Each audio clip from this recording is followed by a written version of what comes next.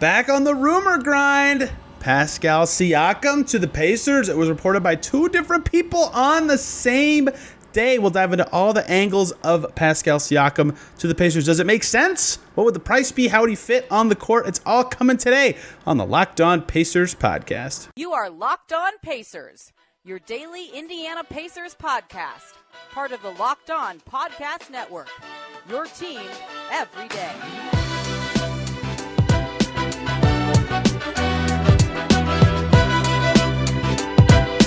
Welcome in to another edition of the Locked On Pacers podcast, where we, of course, talk about the Indiana Pacers. As always, my name's Tony East. I cover the team for Forbes and SI, and today it's a Pascal Siakam show. Two reports on the same day linking Pascal Siakam and the Pacers from Mark Stein and Michael Grange. We'll get to all of the details behind that, what was said in the reports, what it could mean for the Pacers, what a trade would look like or could look like, how he would fit with the team if something actually happened. We'll get to all of those angles. Last show from Vegas, so if you're watching on YouTube, yes, I did forget a razor, if it's not obvious, and you'll probably hear the AC unit go nuts in this room every so often. But back tomorrow in the normal setup with the old mic, talking Summer League, talking Obi Toppin, introduced to the media yesterday, and talking mid-season tournament. Lots of new nuggets coming out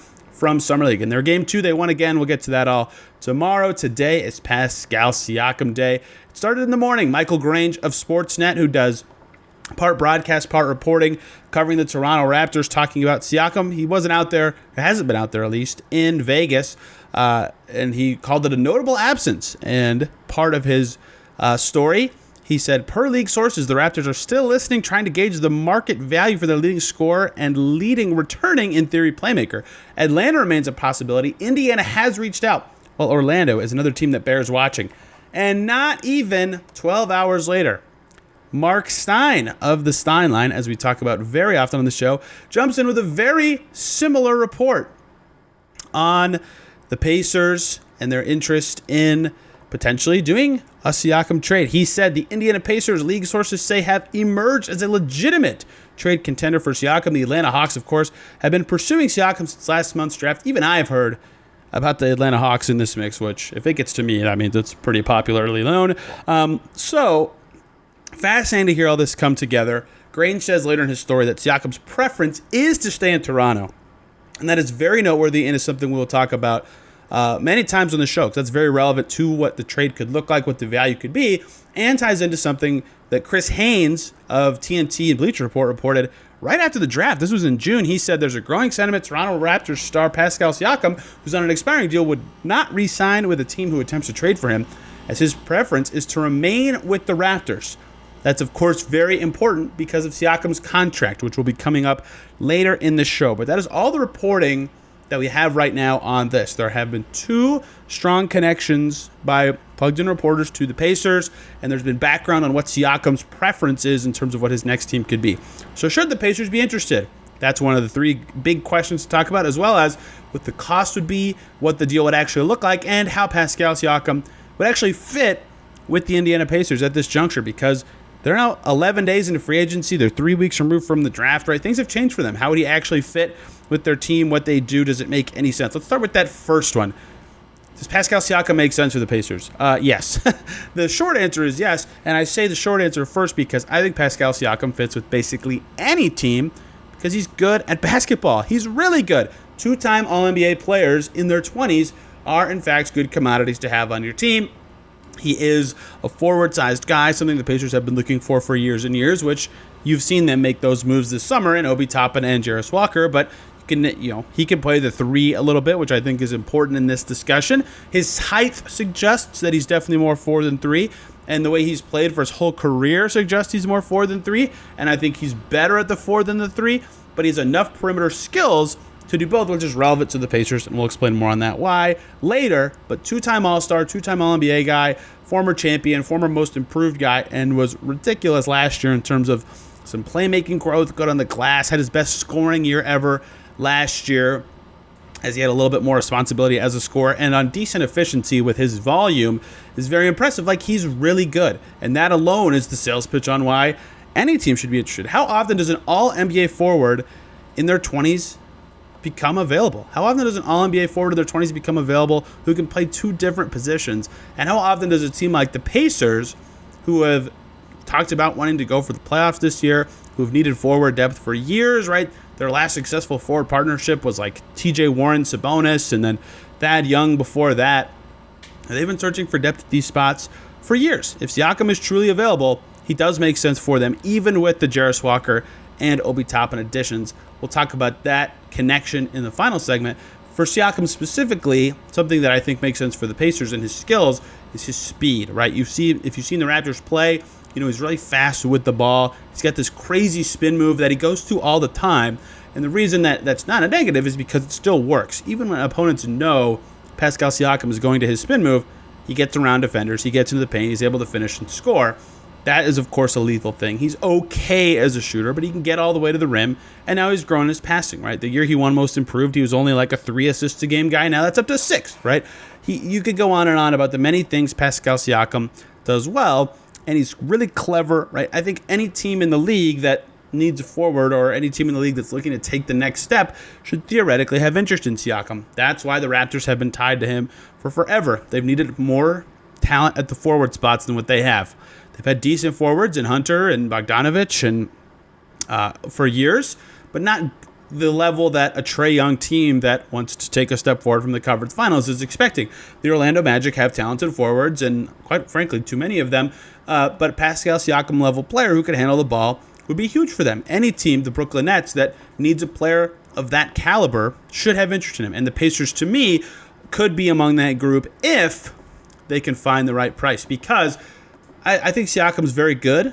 He's a 2-time All-Star in his 7-year career, 2-time All-NBA guy, but has a couple years where he's just a little bit lower in that totem pole, right? Between his first All-Star appearance in 2019-20 and this past season, which was his second one, he had 2 non-All-Star years that were still good. What that means is, if you wanted to rank every player in the league, he'd be somewhere in like the 25 to 40 range, which is a very good player. Don't get me wrong. I don't want to belittle having a player of that talent level on any team, but that's not like the top end talent that you're throwing absolutely everything at to get. He's not going to immediately be a huge ceiling raiser. He's not going to immediately vault any team from, to make this Pacers specific, outside the playoff picture to a finals contender, but he would certainly elevate a team from outside the playoff picture to second round or conference finals contender, or in the case of the Hawks, maybe a finals contender. I don't know.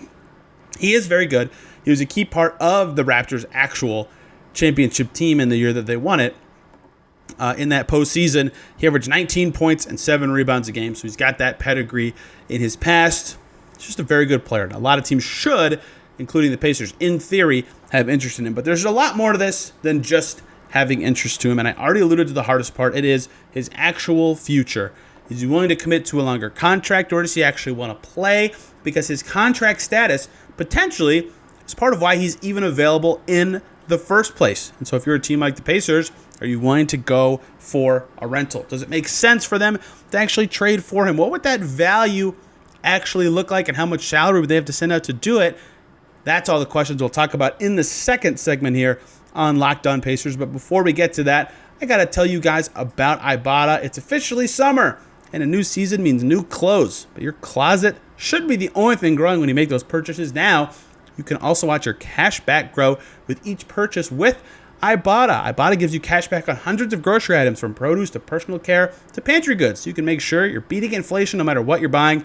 Either link your loyalty account or upload your receipt after you shop, and you'll get cash back. It's that easy. The average Ibotta user earns $120 a year. That's a lot of money. That could cover the cost of an entire shopping trip, or use that cash back to buy that flight you've been eyeing, the game you've been dying to go to, or the fancy dinner you've been craving. Other apps give you points, and they don't amount to much. With Ibotta, you get real cash that you can spend, or you can get it in PayPal or gift cards, and you can earn that cash back from hundreds of online brands and retailers with Ibotta, including Lowe's, Macy's, Sephora, Best Buy, and more. Right now, Ibotta is offering our listeners $5 just for trying it. Use the code LOCKED when you register. Just go to the App Store or Google Play Store, download the free Ibotta app, and use the code LOCKED. That's Ibotta, IBOTTA, in the Google Play or App Store, and use the promo code LOCKED.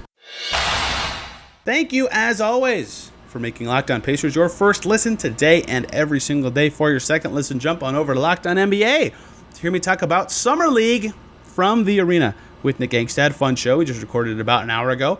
We get into all the Wembanyama-ness and other young guys who have done well, and the Siakam stuff, as well as Isaiah Stewart signing a contract that had me scratching my head, but is maybe not that crazy. We'll see. The Pistons have some questions to answer. Let's keep talking Pacers and Pascal Siakam. And the bigger question here, beyond is Pascal Siakam actually good, how would he fit with the Pacers, is he worth it? Is he worth trading for? You can't really answer is he worth it right this second because we don't know what a rumored trade would actually look like. But we can try to piece it together looking at the details of the situation, and then we can talk about his actual contract status. So the Pacers, as it stands, have about $7.5 million in salary cap space. Pascal Siakam makes $37.8 million. Some simple math says the Pacers have to send out a little over $30 million to do this trade. As an under-the-cap team, they could obviously send less than that, time by a tiny bit in the new salary matching rules, and do it as go over the cap or send more money out and keep their space.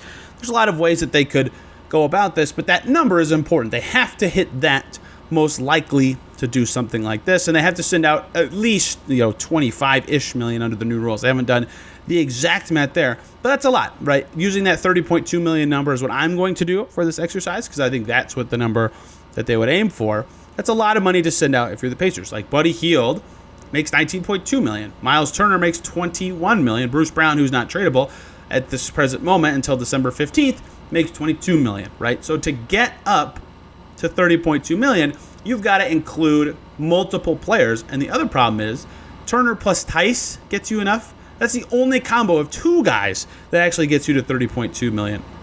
And that is barely there, right? Buddy Hield plus Tice, not enough. You got to include a third player. So it's going to take multiple players to do the salary matching part of this trade from the Pacers. And that's why this gets a little tricky to kind of figure out exactly what this is what players would that be? Is it Turner as a very high asset player who makes a lot of money? Is it Hield as a little less of an asset player who makes the money? It seems like one of those two almost has to be there just from a salary perspective if this would happen. And then like one of their mid-tier salary guys and then one of their young guys, that gets you about there, but you still are required to, the Raptors aren't going to do it for just players. They need picks too. But that's where this gets hard. How many picks do you include? What type of young player would you improve? And that's where I think the stuff we've talked about from Michael Grange about Siakam potentially wanting to stay in Toronto and Chris Haynes' tweet saying he would not re-sign. There's a growing sentiment he would not re-sign with a team who attempts to trade for him because his preference is to remain with the Raptors. Okay, well, if his preference is to remain with the Raptors and he only has 1 year left on his contract, that's where this very popular trade term comes up. Rental. He would be a rental. So, first of all, before we continue on the value part of this, the Pacers are not in position to be gambling on rentals, right? Like, that's where this gets kind of tricky and falls apart is if he truly is a rental, they're not good enough, and I don't think adding Siakam would make them good enough to do that, to have a rental on their team. That would not make them a title contender. They would set themselves back assets, and if he signed somewhere else next summer, that's a terrible thing to have happen early in a rebuild. And I think that's part of the Raptors' motivation for actually potentially trading Siakam is that exact thing happening to them. Now listen, they won the NBA title. They're allowed to lose assets and bleed them out. They did the thing. They built a team that was good enough to be worth talking about for decades and decades. And the reason we talk about transactions is getting the players to win a championship for teams, right? So he did that with the Raptors. They lost Kawhi with nothing in return. Then Lowry, they had to sign and trade for very little in return. Goran Dragic and Precious Achiuwa. DeMar, they traded for very little to the Spurs. Fred VanVleet walked for nothing. Slowly, they've lost so much of their talent for very little in return. And at every moment, it was kind of justifiable why they did what they did. But after a while, that becomes a significant asset loss. And so now they're staring at OG Anunoby on an expiring contract, Pascal Siakam on an expiring contract, and maybe they want to give OG a bigger role. That's been alluded to in some of these reports about Siakam.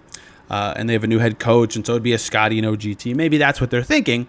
But if you don't want to lose Siakam for nothing and you have to trade him now, well, if he's not going to re-sign with that team and he wants to come back to the Raptors, the conundrum is very tricky for the team receiving him, even though it makes sense why the Raptors, who have lost these guys, would want to move him. But if you're the Pacers, you have to think about that whole rental part of this because the Raptors have been losing these guys for nothing. And if you're the Pacers, you can't lose him for nothing. So figuring this out is very tricky, because if he is a rental, the price would be way lower, right? If I'm the Pacers, like, is an Andrew Nembhard inclusion too much if he's a 1-year rental? Maybe, right? What pick are you willing to give up if he's a 1-year rental? Their own pick next year? Like, maybe they're better next year, but they could still, if they make the play and be a lottery team, like, are you willing to give that up? Are you willing to include several future first? They have a bajillion future seconds. Like, they could seriously, with, you know, all the young players they have in their picks, put together an amazing package here. Don't get me wrong, but should they be willing to include all that stuff? Well, if he's not willing to sign an extension, I would say probably not, right? Probably not. You could try with your vets and some of your interesting younger guys who aren't as locked into your core. You know, they could, in theory, flip Obi Toppin. I don't think they would, but they could. Like your Nesmiths, your Smiths. But the Raptors are going to laugh and be like, that's your headlining young guy. So, you know, there's going to be a tough balance of picks and players if this is truly a rental situation that the Pacers have to consider. Now, if it's not a rental situation and this is, you know, 4 to 5 years of Pascal Siakam because he's willing to sign an extension with the Pacers, now you could start thinking about, okay, are we willing to include, you know, whoever, name awesome young player that you like, or recent lottery pick for the Pacers, or are we way more willing to include Turner as the salary ballast? I'm not good at coming up with exact fake trades, but, you know, if you think that giving up Matherin or Walker's too much, rule them out. But then, you know, your Nembhard, Shepard, Jackson, Smith, Toppin, young guy tier, you know, are you willing to include any of them for 4 to 5 years of Pascal Siakam? That's a good question to kind of figure out. Now, let me tell you some numbers about Pascal Siakam before we continue. He makes $37.9 million this coming season. So, the new extension rules in the NBA say you can get a 40% raise on your previous salary in the first year of an extension. So for Siakam, that means his first year salary of an extension would be $53 million. But let's stop right there, because that's actually over his maximum salary for next season, because he can only make 30% of the cap next season, which is a convoluted way of saying Pascal Siakam could be extended up to his maximum, right, in a new contract, which would be something like, if the salary cap jumps as high as possible, the biggest possible Pascal Siakam extension would be 4 years, $201 million, and that would kick in when he's 30 and end when he's 34. Now, that's a lot of money. And I'm not saying it would be that high. It could be 4 years, 150. It could be 3 years, 100. I don't know. There's a million ways it could go. 3 for 100 seems like a little low. But either way, if he is willing to extend, it's going to be a big number. And if you're the Pacers, guess what? That kicks in when Halliburton's deal kicks in, and all of a sudden, that very fun dream of cap space next summer goes away. But are you going to get a better player than Pascal Siakam with that cap space? It's hard to say. So if you think about what that space would mean, I think he's probably worth the money for the next 2 or 3 years. If you think that's your window as the Pacers, yeah, maybe you should do it. But in that case, you have to give up more in the trade, right? Buddy plus Jalen Smith plus Nesmith plus picks, that seems like a package you'd do. You know, that's enough salary, but that seems like, you know, a package you would give up if you thought he was a rental type player. And I think if you're the Raptors, you think that's like an insultingly low offer. You're talking about a 2-time All-NBA forward in his 90s. So, or in his 90s, in his late 20s. He's 29. That's where I got the 9 from. So that, you know, that's a tricky part of this as well. You know, Buddy Hield plus Tice plus Wara is like the Pacers getting stuff that is part of their log jams out of the way, but those players are, you know, not anything that the Raptors would be excited about. So you'd have to throw in a ton of picks to make that the pace. Those are salary-based trades, right? Those are not like this is the value Toronto wants. Toronto says no to those packages, to be clear. But then you have to start thinking about who's the young player that makes the most sense. Is it Nembhard? Is it Shepard plus Jackson plus Smith plus Nesmith? Is it, you know, is Matherin too much? Is Walker too much? I'm not going to answer those questions. I can estimate in my own head. You have to do that yourself. But the Pacers have 1 million seconds and some future firsts. They can meet any price the Raptors theoretically want. But should they want to, right? Should they want to? That all depends on what Pascal Siakam wants long term, because he'll be 33 or 34 at the end of this deal. If he's willing to stick with Indiana for several years, that's probably about as well as the Pacers could do with their cap space. Maybe that's worth it. If he's not willing to extend, I think the price goes way down. And honestly, at this point of a Pacers rebuild, it's probably not something they should be considering, is short 1-year rentals for expensive stars. So if they do a trade for him and there's no extension in place, the value is going to be very critical. And then it all becomes about selling him about your culture and how he would fit and all sorts of that stuff. And you have a year to do it, and you have a year to analyze his on-court fit to see if that's something the Pacers would want to commit to. And that brings me to the last point worth discussing in a potential Pascal Siakam to the Pacers deal, the on-court fit, right? And I know some of you are going to be saying, no, it makes no sense, and some of you saying, yes, it could. Let's dive into the on-court fit, why I think it's pretty dang good and should be a factor the Pacers consider, even though the cost might be too prohibitive. Thank you, as always, for making Locked On Pacers your first listen today and every single day. Obviously, your second listen should be Locked On Raptors. Sean Woodley can tell you about this all from the Raptors side, and I'm sure as a Canadian he'll have a lot of fun trying to poach Canadian players from the Pacers in his fake trades version of that exact segment that I just did. Sean Woodley, fantastic person, fantastic host. Check out Locked On Raptors for the latest on the newest Pascal Siakam news. Let's close out talking about the basketball player specifically. We talked about some of this stuff in the first segment, but I think a lot of the appeal to me personally about Pascal Siakam and what he brings to teams is he can kind of do a little bit of everything. Some of you just said he can't shoot, and I agree. He's not a great shooter. 32.7% for his career. But last year, Siakam averaged 24.2 points. It's a great number. Fantastic score. He took a ton of shots because the Raptors needed him to, but he's still an above average true shooting percentage. There goes this crazy AC unit in this hotel room. Apologies if you can hear that. He also averaged 8 rebounds a game, something the Pacers have needed from any non-center spot for years. They've been a terrible perimeter rebounding team. Their guards have been bad at rebounding. He's good at it. He's good at on the offensive glass, especially. That kind of speaks to the way he's able to get to the rim a lot on offense. He also averaged 6 assists per game, and this is something that I talk about a lot with this Pacers team. Is I think like a half shooter, half creator type would suit them well because they have to sacrifice a lot when Haliburton's not in the game. Even though Siakam's not quite that level of shooter, in fact, he'd be one of the worst shooters in their starting 5, he would get them as close as possible to having that player and being able to keep playing the way that they are at their best when Haliburton would not be on the floor. I think that would be a very good fit for him. And the advanced stats tell a similar story, right? Decent efficiency on high usage, but a low turnover rate for that usage, good stocks numbers, good rebound percentage stuff, good free throw rate, defensive stats look good. Like he's a really effing good player, right? And he can do a little bit of everything, and that's kind of where the appeal is to me. Is especially with the improved passing numbers, the good scoring and rebounding, he can kind of fill any need for a Pacers team. And if you're Rick Carlisle, here's the first thing. Well, not the first thing, but here's one of the first things Rick Carlisle would say if Pascal Siakam got traded to the Pacers, is that he's an awesome transition player. 70.4th percentile last year per the NBA. That's on really good volume and like above average but not amazing efficiency. But I described this part of his game earlier. He's really quick with the ball. He's got these crazy spin moves. He can pass it really well. Like in transition, he's a force. And on a Pacers team that, guess what, is really good in transition. They were second in transition frequency last year. Rick Carlisle's talked a lot about Obi Toppin and Bruce Brown, how their fits are going to be really solid because they're so good in transition. Haliburton, obviously, brilliant in the open floor. He can see where everybody is. He knows what's happening before anyone else on the floor does. Siakam would fit great there, even though a lot of his transition opportunities, he's the one with the ball. He at least knows where to go or what it takes to be a strong transition player and be in the right spots. I think he would pair very well with Tyrese Haliburton, and I think that comes down to that transition game part of it. That would really accentuate the positives of Tyrese Haliburton's game.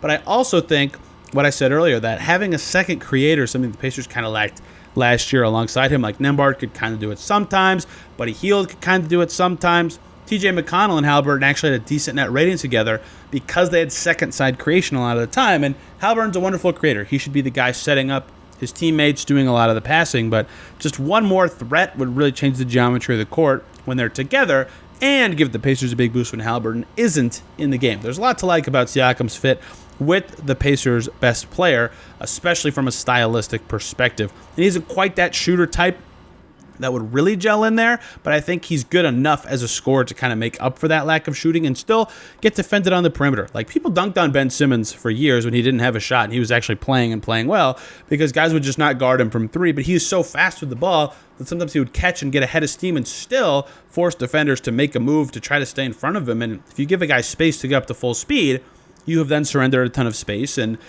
potentially given up a shot inside 10 feet. And Siakam is great at that, right? Guys still have to get out on him because he's so quick with the ball that he doesn't junk up your spacing, even though he's not an amazing shooter, because he can just blow right by guys when they give him space to get up to full speed, right? So there's a lot of reasons he would contribute very well. But I said I would get to this earlier. The Pacers did just acquire 2 power forwards this summer in Jarris Walker and Obi Toppin. Now, I don't think, especially in Toppin's case, those guys are so, fascinating long-term that you say, well, we can't possibly trade for Pascal Siakam. We just drafted Jarris Walker, right? Like, you could still build with both and think about what both would fit with your team. But you certainly have to think about the decisions you've already made if you're the Pacers and you would do this. And honestly, I think that this is kind of an indicator that maybe this won't end up happening, as they've already acquired 2 power forwards this summer. But again, are those guys so team changing that you wouldn't make big decisions based off them? Well, Jarris is probably that level of promising, right? His summer league has looked really good. He was an 8th overall pick. They were really psyched to get him.